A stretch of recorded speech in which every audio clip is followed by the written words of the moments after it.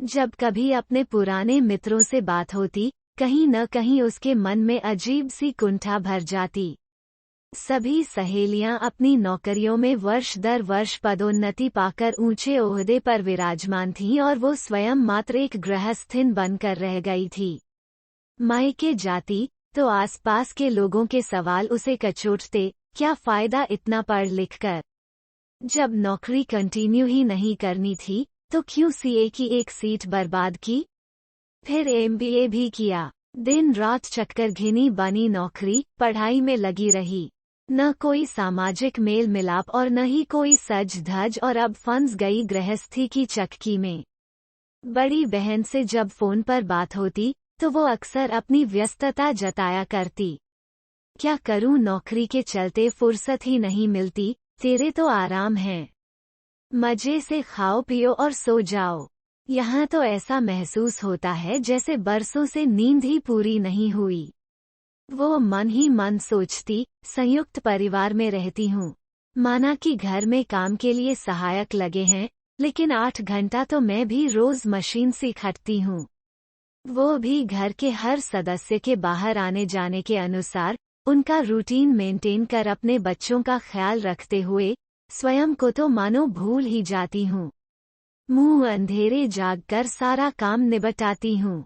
घर बाहर के सभी कार्यों की जिम्मेदारी भी उसी की है। महानगरों में कहाँ पुरुषों को समय मिलता है, और दिन में जरा आराम करने कमरे में जाओ तो कभी होम डिलीवरी, कभी कोरियर तो कभी पोस्टमैन, कभी कोई मशीन की सर्विसिंग के लिए आकर घंटी बजा ही देता है। इन सब से फारिग होते ही बच्चे के स्कूल से लौटकर आने का समय हो जाता है। कहने को मैं घर पर मौज से रहती हूँ, पर मेरी व्यस्तता भी तो कम नहीं। फिर परिवार में सास ससुर की हारी बीमारी, देवर का ब्याह, रिश्तेदारों की आवाजाही, सबकी जिम्मेदारी मुझ पर ही तो है। घरेलू महिला से सबकी उम्मीदें भी कुछ ज्यादा ही होती। कैसे बड़ी बहन अपनी नौकरी का दम भरते हुए बहुत से पारिवारिक कार्यों एवं जिम्मेदारियों से मुक्त हो जाती है, और फिर भी स्वयं को श्रेष्ठ साबित करने की होड़, कई बार मन में नकारात्मक विचार आते। 1-2 दिन अनमनी सी भी रहती और फिर स्वयं ही इन नकारात्मक विचारों को दिमाग से झटक कर अपने परिवार में व्यस्त हो जाती। करीब 15 वर्ष गृहस्थी की दौड़ धूप में ऐसे बीते कि बालों में सफेदी और चेहरे पर झाइयों ने कब अपना साम्राज्य जमाया, खबर ही न हुई। वो स्वयं के दैहिक आकर्षण से मुक्त परिवार की मजबूत नींव बनी, जहां जिसे आवश्यकता हो हाजिर हो जाती और हर जिम्मेदारी का बोझ अपने कंधों पर उठा लेती। भले ही हर माह बड़ी तनख्वाह से उसका बैंक अकाउंट न भरता और न ही अच्छी बहू का तमगा किसी ने दिया, फिर भी जब कभी स्वयं से सवाल करती कि वो कहाँ खड़ी है, तो एक आत्मविश्वास मन में जाग उठता कि मैंने अपनी पढ़ाई लिखाई का पूरा इस्तेमाल किया। पढ़ने लिखने को लेकर मेरा कभी यह उद्देश्य नहीं रहा कि मुझे हर हाल में सिर्फ नौकरी ही करनी है और फाइनेंशियली इंडिपेंडेंट होना है। यदि ब्याह होते ही दुर्घटना के कारण ससुर जी की दिमागी हालत खराब न होती और वो उनकी सेवा शुश्रूषा में अपने विवाह के शुरुआती वर्षों को न खपाती, तो शायद आज वो किसी बड़ी कंपनी में ऊंचे ओहदे पर होती। किंतु क्या उसका अंतस ओहदे की ऊंची कुर्सी पर बैठकर उसे धिक्कार न देता? उस समय तो मानो उसके पति पर मुसीबतों के पहाड़ टूट पड़े थे। उनका बुझा बुझा सा चेहरा देखकर मन द्रवित हो उठता था, और चेहरा तो बुझना ही था जब डॉक्टर्स भी जवाब दे दें कि आपके पिता शायद ही ठीक हो पाएं। देवर विदेश में रहता था और उसकी नई नौकरी थी। उसने वहां से अपने प्रोजेक्ट को छोड़कर आने में असमर्थता जता दी थी। वही तो एकमात्र सहारा थी अपने पति एवं परिवार का। आजकल रिश्तेदार तो सिर्फ अस्पताल में विजिटिंग आवर्स में हाजिरी लगाने आते हैं। पूरे 4 माह कौन बॉम्बे हॉस्पिटल में आईसीयू के बाहर बेंच पर दिन भर बैठता और कौन दिन भर दफ्तर का काम निपटाकर रात को वहां सोता। सासू माँ तो स्वयं ही ससुर जी की हालत देखकर बेहाल सी हो गई थीं। फिर अस्पताल से डिस्चार्ज के उपरांत भी तो ससुर जी के शरीर का बायां भाग लकवाग्रस्त था। घर में एक सदस्य तो हर वक्त ससुर की सेवा के लिए आवश्यक था। ऐसे में वो अपने नवजात बच्चे को सास या आया के भरोसे छोड़कर कैसे नौकरी करती भला? मन ही मन सोचते हुए उसने स्वयं की पीठ ठोकी और धीमे से मुस्कुराई। मुझे कोई शिकवा गिला नहीं, उस समय मेरे परिवार को मेरी आवश्यकता थी और मैंने अपनी जिम्मेदारी निभाई। मुझे स्वयं पर गर्व होना चाहिए। आत्मविश्वास की चमक में चेहरे की झाइयां फीकी पड़ जातीं। बालों की सफेदी उसके पारिवारिक जीवन के तजुर्बे को बयान करती। कभी कभार वो अपनी सहेलियों और रिश्तेदारों से बात करते समय ठठाकर हंसती और कहती, I have streaks in my hair, लोग सैलून में अच्छी कीमत देकर करवाते हैं, मेरे बालों में नेचुरल स्ट्रीक्स हैं। सोशल मीडिया पर मेमोरी में विदेश यात्रा की उसकी तस्वीरें जब कभी पॉपअप होती, वो बच्चों के साथ बिताए सुनहरे पल याद कर मुस्कुरा उठती। रिश्तेदार उसकी तस्वीरें देखकर कमेंट किया करते, उन पर भी नजर पड़ ही जाती। क्या मौज है पति के राज में? बहुत सुंदर तस्वीरें, इसे कहते हैं जीना। आदि सच, कहाँ लौटकर आने वाले हैं ये दिन वापस? बच्चे तो बड़े होकर अपने अपने करियर को बनाने में व्यस्त हो गए हैं। अब मुझसे समय नहीं कटता। मन ही मन सोचते कई दिन बीत गए और तब एक दिन सफाई करते हुए उसकी पुरानी डायरी हाथ लगी, जिसके सुनहरे कवर की चमक धूमिल सी पड़ गई थी और उस पर ऑयल पेंट से उकेरे हुए मोर पंख के रंग भी थोड़े फीके से हो गए थे। छ शायरी, कुछ कविताएं, कुछ रेखांकन, वो उन्हें देखकर धीमे से मुस्कुरा दी। उंगलियां उन पृष्ठों पर स्वतः ही घूम घूम कर उन शब्दों को स्पर्श कर प्रफुल्लित हो उठीं। कई दिनों बाद बड़ी बहन का फोन आया, आजकल कहाँ नदारद हो? कितने दिन हुए बात किए? थोड़ी व्यस्तता थी। समय की सुइयां घड़ी के पूरे गोले का चक्कर लगातीं और पेंडुलम के आयाम के साथ तेजी से अपना सफर तय किया करतीं। घर का जरूरी काम निपटा कर वो लैपटॉप खोलकर बैठ जाती। उंगलियां की पैड पर थिरकती तो मानो सातों सुरों से उसकी मन वीणा झंकृत हो उठती। कई दिनों के बाद बड़ी बहन का फोन आया। इधर उधर की बातें करते रो रो में बहन बोलती गई, क्या करती रहती है सारे दिन? अब तो बच्चे भी बड़े हो गए, सास ससुर भी स्वर्ग सिधार गए, अब कहाँ व्यस्त रहती है? खाती और सोती रहती है क्या सारे दिन? क्या ठाठ है तेरे? अच्छा सुन, मैंने अपने बेटे का रिश्ता तय कर दिया है, तू ब्याह में आने की तैयारियां कर ले। उसने बधाई देते हुए ब्याह में शामिल होने के लिए हामी भर दी। ब्याह में सजे धजे रिश्तेदारों के बीच ऊंचे ओहदे पर कार्यरत बहन की सहेलियां जब मुंह खोलती, तो कहीं न कहीं उनके दफ्तर की बात ही निकलती। बहन भी जब किसी से उसे मिलवाती तो यह फलां पोस्ट पर हैं, भाई जिंदगी भर बहुत मेहनत की है इन्होंने, तब आज इतने ऊंचे पद पर हैं। वहीं जब उसका परिचय करवाती तो मुंह बनाकर कहती, she is a house wife. अरे, दोनों बहनों में इतना फर्क? बड़ी बहन की एक सहेली ने टिप्पणी की तो मानो एक बार को उस पर घड़ों पानी पड़ गया। पास पड़ोस वाले भी ब्याह में उपस्थित थे, सो कहे बगैर रह न सके। व्यर्थ जीवन खोया तूने तो, हम जैसे गृहस्थिन ही बनी रही। पर हम तो एक पीढ़ी पहले के हैं।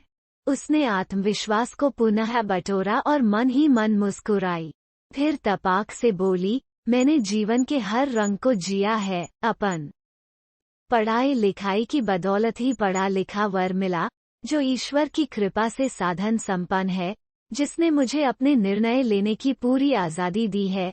जिस समय मुझे मेरी आवश्यकता जहां महसूस हुई, मैंने अपनी उपस्थिति वहां रखी। मुझे कोई रंज नहीं कि मैंने नौकरी नहीं की। अपने जीवन को संवार दूसरों के जीवन में निखार लाना आता है मुझे। मैंने स्वयं के जीवन से रंग लेकर अपनों के जीवन में भरे हैं। ब्याह पूर्व नौकरी का आनंद लिया, ब्याह उपरांत परिवार का, बच्चों के साथ बचपन जिया तो रिश्तों के साथ तीज त्योहार, पति के साथ गृहस्थी की जिम्मेदारी साझा की तो उनकी आमदनी से पूरे विश्व का भ्रमण। यदि मैं स्वयं कमाती तो भी यही सब तो करती न, या फिर समय के अभाव में सिर्फ रुपए ही कमा पाती और करियर के पीछे भागती रह जाती। मेरा जीवन व्यर्थ नहीं गया। सारी मधुर यादें सदैव मेरे साथ रहती हैं, और अब जब बच्चे बड़े हो गए हैं और अपने करियर को संवारने में लगे हैं, तो मैं ब्याह पूर्व की अपनी हॉबी में पुनः रंग भरने लगी हूँ। मतलब, उसकी चचेरी बहन के चेहरे पर प्रश्नवाचक भाव थे। मतलब यह कि तुम्हें याद है, कॉलेज के समय एक नाटक लिखा था मैंने, और मेरी कक्षा के छात्र छात्राओं ने उसमें भाग लेकर वार्षिक उत्सव के समय उसका नाट्य मंचन किया था।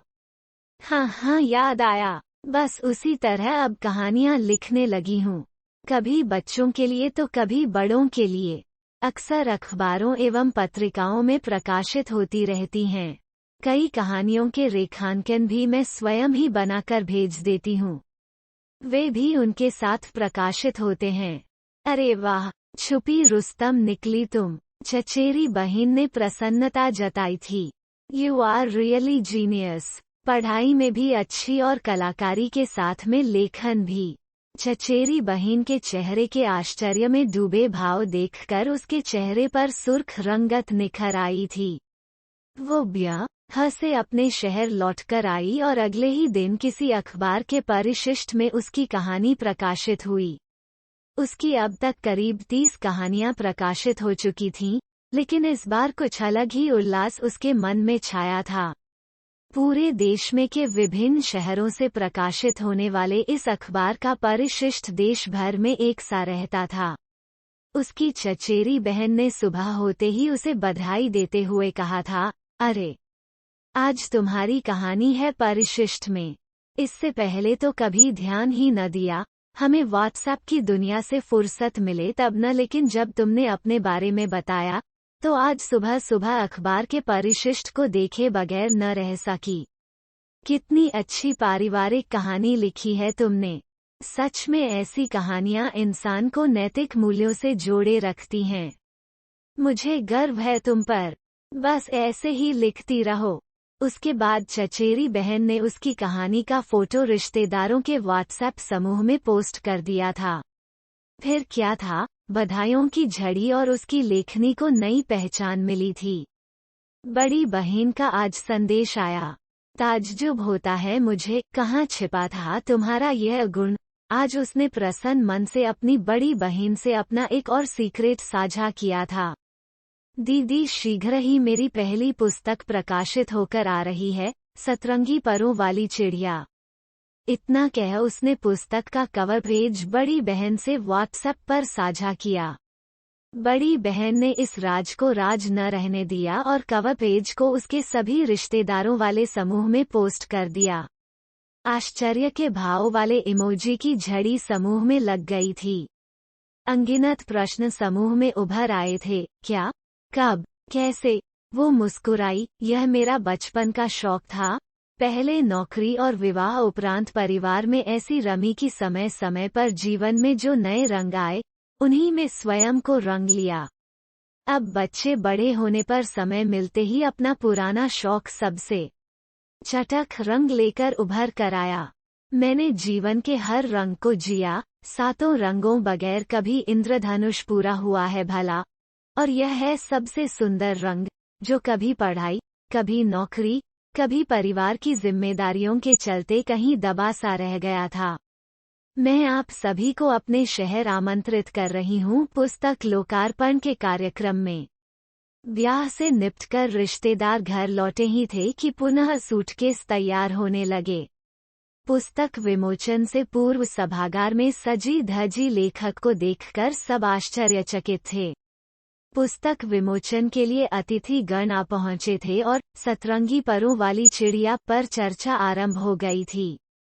मेकअप में छुपी उसके चेहरे की झाइयां ऐसी छुपी कि मानो कभी थी ही नहीं, और न जाने कितने राज, कितनी कथाएं, किस्से गालों पर लगे गुलाबी ब्लशर की तरह पुस्तक के पन्नों पर से उभर कर अन्य लेखकों तक पहुंच गए थे।